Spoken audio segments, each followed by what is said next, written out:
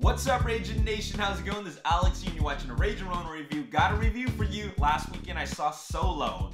It is a film that I was definitely looking forward to. It's the 10th film in the Star Wars franchise in the 40+ years that this franchise has been going on for. It is also the second film in the Star Wars stories subline, and also the fourth film since Disney has bought Lucasfilm. I won't lie, this is definitely a film that I was for sure looking forward to. After all, I'm looking forward to anything Star Wars, a big fan right here.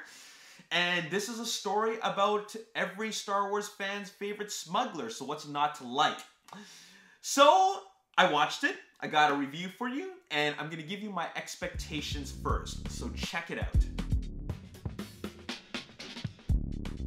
So I expect Solo to be a good film, not a great film, but a good film, like a decent film, a decent space adventure, but most importantly I expect it to be fun. Because, you know, the previous Star Wars films, they're more grand and epic in scale, really, really big films. I expect this to be a much smaller film, especially since it's going to be a more character-driven film that's centered around the title character. I think Lando, played by Donald Glover, is going to be awesome, and I have a feeling that I'm going to like Alden Ehrenreich as Han Solo. I don't think he's going to be emulating Harrison Ford or trying to copy him. I think he's going to create his own version of Solo. And with this being a heist film, I think that it's going to be a film that's going to start off kind of slow with a lot of like development and build-up, and then once we get to the second half of the film, to the Kessel Run, I think that's when it's going to be the big grand action, where it's going to be like a big action at the end of the movie, and then just like kind of just build-up and development for the first half. So that's how I think it's going to play out. And those are my expectations. I also expect it to be really, really funny. Like, kind of like Marvel funny, because they really know how to throw in the comedy bits like here and there, and then just scatter it out, and it keeps the audience laughing. So I think it's going to be like that, especially since it originally was directed by Phil Lord and Chris Miller, who are, you know, very, very funny writers. I don't know how much Ron Howard will have changed in the script, but apparently he's reshot 70% of the film. So anyways, those are my expectations for Solo, a Star Wars story. Let me start off by saying that Solo is a good movie. It's a good movie. It's a solid installment in this franchise, but it's not a great movie. It's not an outstanding film. I expected this film to be a fun and funny film. Like a fun film like a Marvel film, and a funny film like all these Marvel films have been quite hilarious on occasion. They don't have jokes all the time, but like films like Thor Ragnarok, it was really, really funny. I kind of expected Solo to be kind of like in the same vein. It's actually not that funny. It's quite a serious film with some jokes thrown in here and there and some comedic moments, but it's actually more of a serious film. I won't say that it is a funny film. I will, however, say that it is a fun film.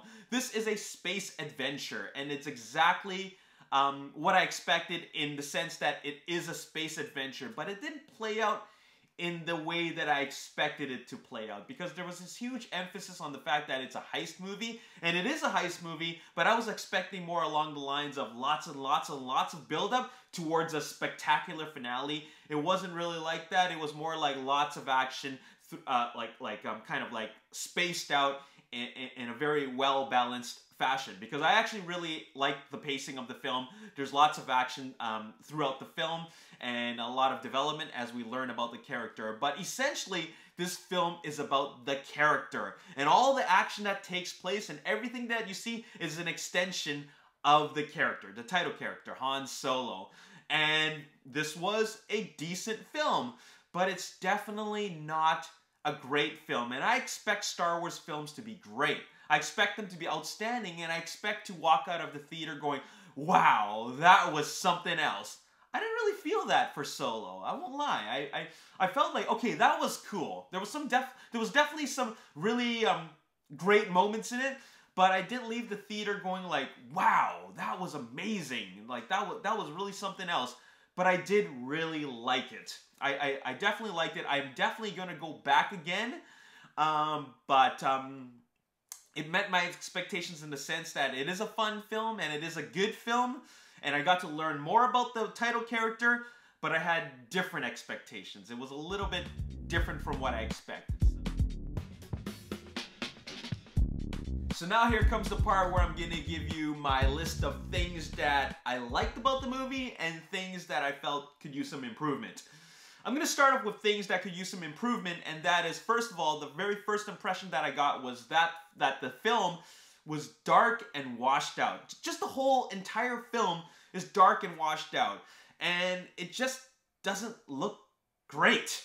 And I don't know why they decided to go with this kind of gloomy tone for the film. Like it just doesn't work for me. I wish it would be more like the other films, but they decided to give it this look. And if you're watching it in 3D, it's going to be even darker. So that didn't work for me. Another thing that I felt about this film that could use some work is that this film lacks consequences. There's not a whole lot of consequences. I never really felt any danger except for the train sequence. But besides that, a lot of the antagonist element is just a bit underwhelming to the point where it feels like, are they really in any danger? Nothing that they do has any real consequences, so that didn't really work for me. Speaking of antagonists, there's a lack of an antagonist element. Sure, Paul Bettany is playing, you know, this gangster, and you know he does a good job playing it. He's very competent in playing this role, but where is he? The presence is just not there, even physically. So they keep on talking about he's like this badass gangster. He's like really, really scary. You do not want to mess with him. They're gonna kill us. But is he really? Is he really there? I mean, we only really get to see him when he's first introduced, and you know when they have to deal with him, you know, closer to the end of the movie. So besides that, I mean, who's really the antagonist? So yeah. Another thing that didn't work for me is the romance between Kira, played by Emilia Clarke, and Han Solo. I didn't feel like there was a much chemistry there. I understand there were stakes involved, but they really just killed that off pretty quickly. And I don't know, like, are they a thing? Aren't they? Like, I don't really get that. So, does he really care for her that much? And how about the way she feels about him? You know, I didn't really feel any chemistry whatsoever. Another character that I felt didn't really feel like a big deal to me was Woody Harrelson's character, Tobias Beckett.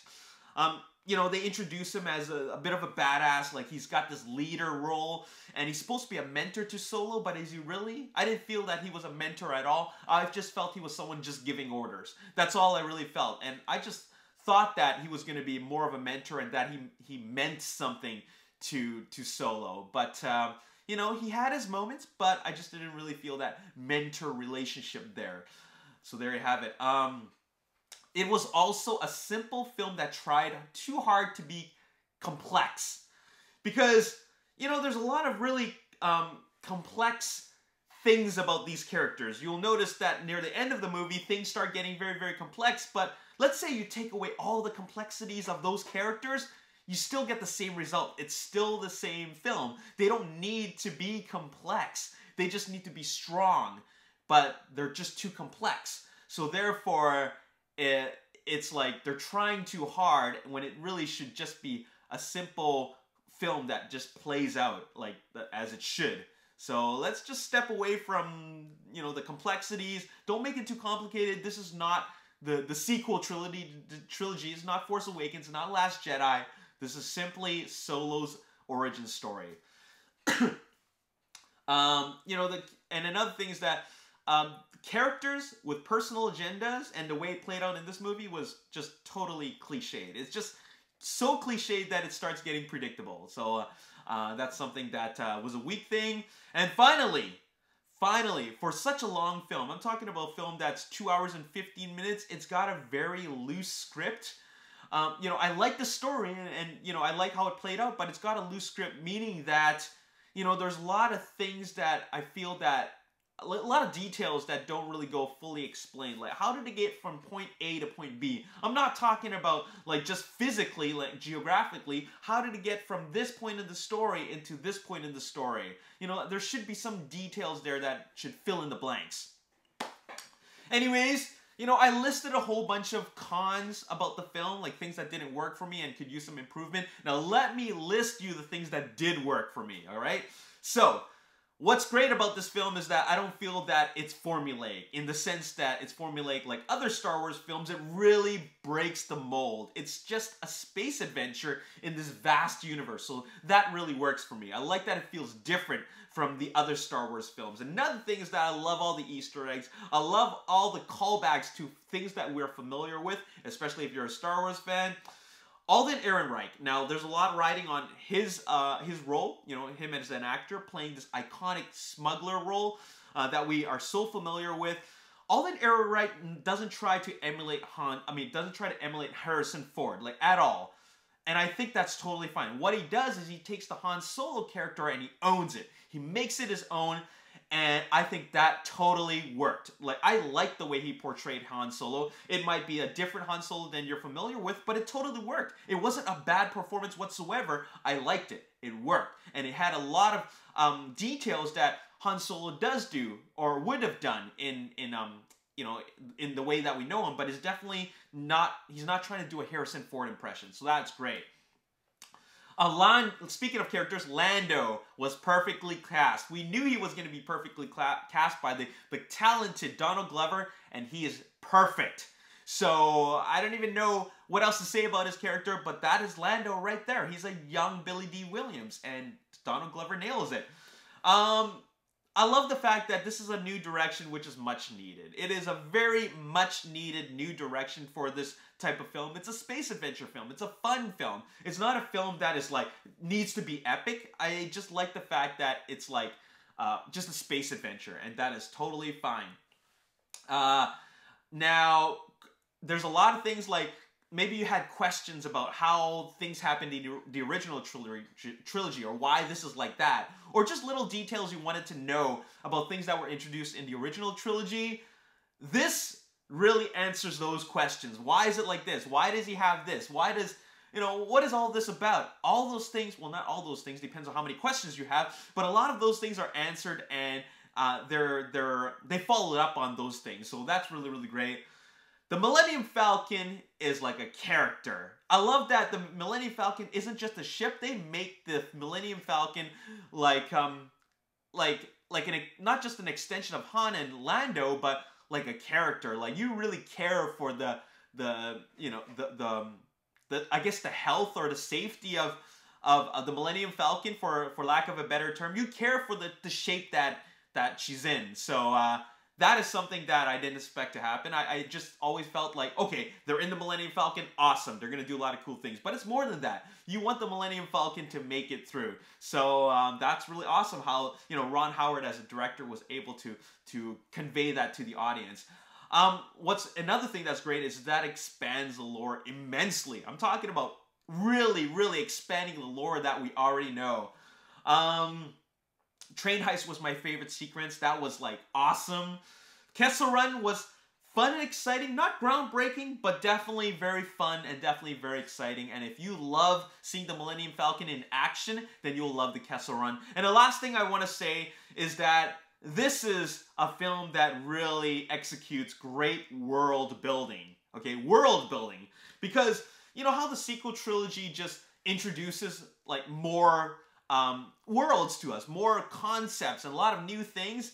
This one takes things that we're familiar with and expands upon it. We know a lot of things about the original trilogy, but they take a lot of those aspects that we are familiar with in the original trilogy, and then it expands it.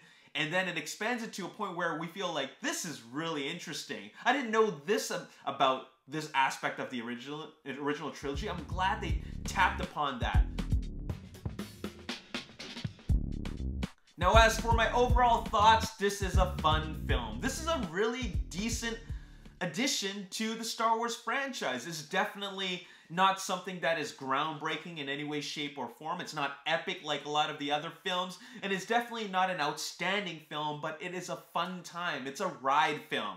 This is a summer blockbuster film. It's a mindless Star Wars film. It really is. But I think that a lot of fans that did not like the Last Jedi will definitely find a lot of fun in Solo, a Star Wars story. Just like how they enjoyed Rogue One, this really takes what you loved about the original trilogy and really expands upon it. So I think it is a great film in that sense. But when compared to all the other Star Wars films, well, you know, most of them, this is definitely more towards the bottom.